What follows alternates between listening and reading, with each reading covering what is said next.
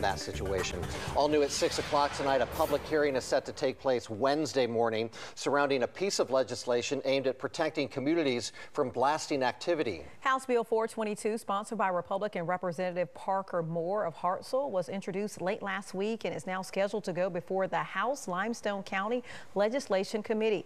News 19 investigative reporter Dallas Parker joins us live in the studio with an update. Dallas, what can you tell us? That's right. This legislation comes at a time when a group of Limestone County residents are pushing back against a proposed quarry in their community and the blasting that comes with quarry operations. The Limestone County specific legislation, covering about a page, talks about regulating blasting activity from quarries near municipalities.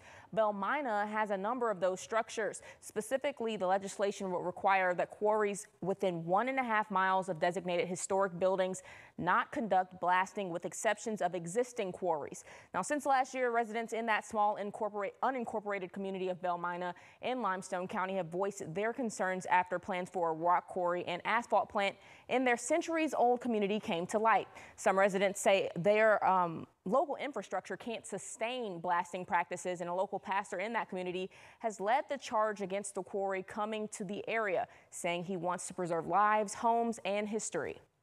There are some wonderful people that live here. There are some people that are raising families. There are some people that are retired in the later years of their lives, and some of them have pulmonary issues. Some of them don't, but none of them deserve to live in a place where the air quality will be lowered to the point that it will be danger to their health if they go outside, or even in some instances are inside. And so I know that God has called me to fight this fight, and that I should do what I can to make sure that my neighbors are taken care of, because I know, and I've been around them, that they would and are fighting for me and my family and my church as well. So. Now, Gillum says the church he pastors is a testament of the history in Belmina.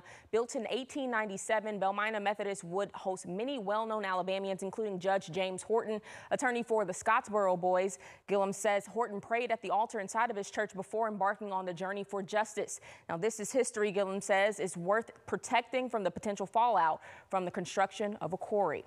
Now, the hearing in Montgomery is set to begin at 10:30 in the state capitol building. Ben? All right, Dallas, thanks so much.